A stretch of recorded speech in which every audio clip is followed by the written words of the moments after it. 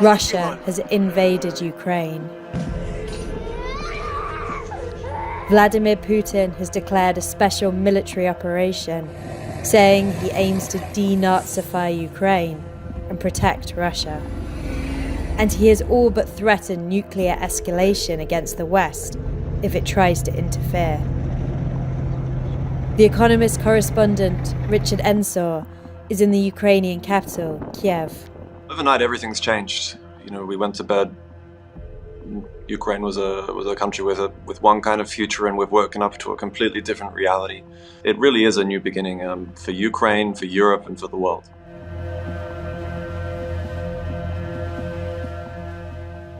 People have been hearing that in 2 days' time, in 2 weeks' time, in the coming days, Russia will invade. And like a boy who cries wolf, these reports have sometimes instilled in Ukrainians a bit of hardened skepticism. So when there were reports last night that yet again a Russian invasion may be imminent, some people took them completely seriously and stayed up all night checking the news, preparing their bags, and other people went straight to bed and got a really big shock when they woke up. I woke up early this morning and I heard immediately through my window these very loud sirens, which suggest that in Kyiv, in the capital of Ukraine, there was about to be an air raid. So of course I grabbed my bag and I run down to the street, and you could see that on the streets the mood was an immediate shift from what it had been the day before. People were very grim. We heard a police car coming by and they told us that we needed to run to the nearest metro station. And we didn't know if this was an impending missile raid or just general advice. It was very hard to know. So of course we grabbed our bag and we started to run.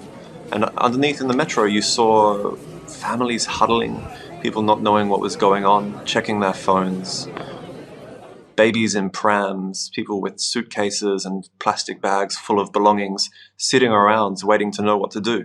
And incredibly, at the same time, you saw people going past, getting on the metro, going to work like it's a completely normal day. I've never seen anything like it before. But you also had people starting to stock up on supplies, probably to stay in Kyiv for a very long time in case things become a bit more chaotic. People filling up their tanks of gas so that they can leave, people buying medication from pharmacies. And this is a city that is suddenly on a war footing. People are either running away to leave. I can tell you that I saw the road out west leaving the city towards Lviv and the Polish border. And from the very crack of dawn, that has been backed up for hours and kilometers, and it's going to be very hard for people to leave in that way. Airspace is being closed. It's for people who want to leave, it's very tough. But of course, a lot of people want to stay because they love Ukraine, it's their home, and they think it's worth fighting for. A lot of people are going to be picking up guns. The president has said that anyone who wants a gun to defend their country can get one. In Kyiv, a sense of order prevails right now. There are no vigilantes on the streets. There are armed service members, people from the National Guard on the streets. A lot of them are checking into military bases today to get ready for deployment. Ukraine is prepared for war because Ukraine for 8 years has been at war. It has felt to Ukrainians like they have been fighting a war for 8 years. Are they prepared for the kind of war that's about to break out on a different scale against a different kind of enemy with different kinds of motives?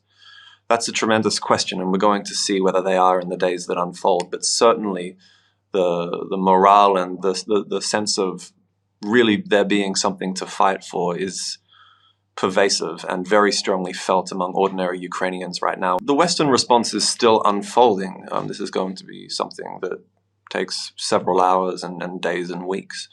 We're probably expecting a very large package of sanctions to be announced from the West. Ukrainians want to feel like they don't have to fight this battle alone, and they want to see a very strong response from the European Union, from the United States, from the rest of the West in terms of sanctions against this Russian regime that was already a horrible place but is now exporting chaos well beyond its borders and towards Europe.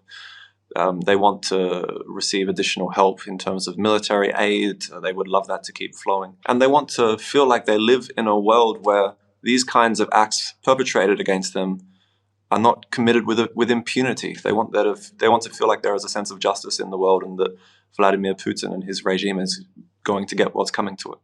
The sad truth of this is, if you look at where the Russian military is right now, if you look at where the Russian military is going, and you look at Ukrainian citizens and where they live and who they live next to, all of that adds up to a massive refugee crisis in Poland, in the rest of the EU, for the wider world. You are already seeing people trying to get to the borders of Moldova, Poland, trying to get through. It's not entirely clear how those countries are going to manage with that initial influx once it really gets going, whether they keep this door to safety open or whether they slam it shut. That debate is coming to Europe right now. Ukraine is a country that considers itself European. They have EU visa-free travel. They can hop on a plane and take a coffee in any European city they like to under normal circumstances. But these are not normal circumstances, and the question of how to manage that is going to be one of the dominant topics of discussion in the weeks to come.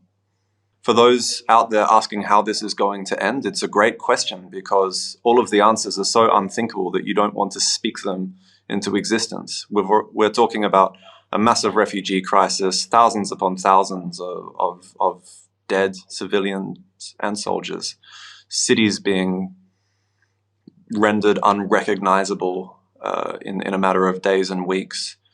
If this war is not called off somehow, and if the Russian plans for regime change in Kyiv come to pass, with such a strong military force and such superior air power for that kind of war, I mean, how that ends, and with the Ukrainian willingness to fight, it adds up to a long, bloody, protracted battle with a death toll that Europe thought it would never need to see again.